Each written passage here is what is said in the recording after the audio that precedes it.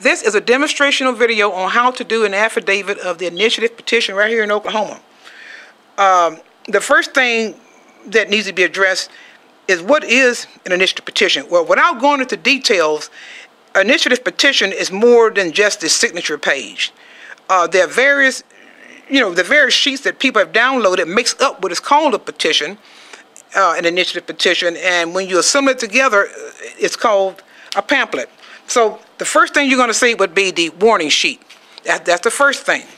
The second thing you're going to see would be the initiative petition write-up, where the voters or the petitioners are addressing the governor. They're asking her for something.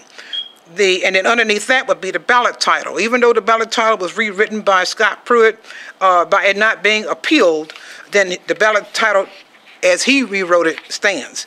After the ballot title would be the wording or the text of the measure. This is the wording of how the new law would look like, or the people of Oklahoma who signed this petition. They're saying basically, we want the state constitution to change, and this is what we want it to change to. We want this to be added to the Constitution. This comes in about 3 pages front and back. It's printed on an 8.5 by 14 sheet, and after that would be the signature sheet. You will notice on this signature page that I got some names on it. Well, this is just pretend only people. These are not real people, but this is only for demonstrational purpose. So let me zoom in on this so that way you can see what I have here. Okay? So let's just pretend, for example, John Doe, he signs on line 1, and then you have Jane Doe signs on line 2. They signed, wrote the name, address, what town or city they're from, and the county. And I decide, as a circulator, only as a circulator, I'm the one that's serving this initiative petition out to the public and getting people to sign it. And I decide I don't want any more people to sign it, or that's all I can get, and I'm just going to pack it in. So if all I'm going to do is just 2 people, then I'm ready to do my job as a circulator. Well, an additional duty as a circulator to verify these names on this affidavit.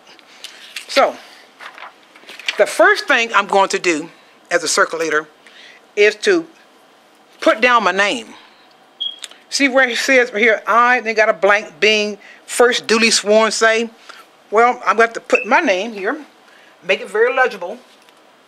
Say Arlene, A-R-L-E-N-E, Barnum.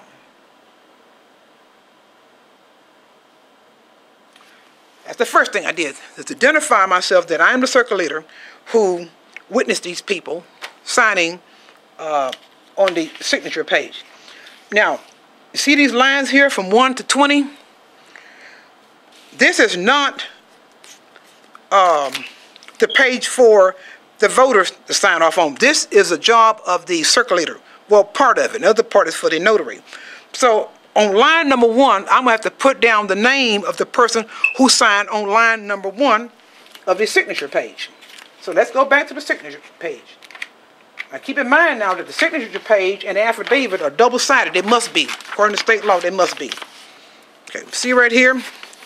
On line number 1, we have John Doe. Signed on line 1 on the signature page. So I go back to the affidavit page and I identify line 1. There's line 1 right there. So I'm going to put down John Doe. John, and this has to be legible, legibly written or typed. That's according to Oklahoma statute title number 34. Even though there are no instructions on here as to who does this, but the statutes, it dictates as to how this is to be entered. Again, typewritten or handwritten, no cursive writing. Now, then we got a line number 2. Now, who signed on line number 2 of the signature page? It is Jane Doe. She signed on line 2 of the signature page. So I go, as circulator, to the affidavit page, flip it over. So on line 2, I'm going to have to put down the corresponding name, which would be Jane Doe. Okay? Now, I stop there because I can't go any further to sign it unless I am in front of a notary. I can't swear to myself. I have to swear before a notary in person. And so if I don't want to collect any more names, or if I decide, now keep this in mind, if I decide that I want to collect more names to this signature page, then I don't go to a notary yet, because it's not right for you to sign off on it before a notary and then decide you want to add some more names here to the signature page after the fact. Don't do that.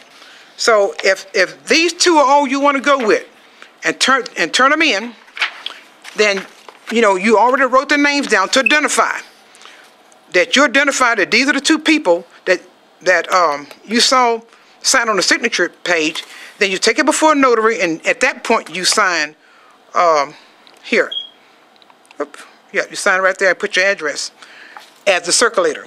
And the notary does their job to make this legit.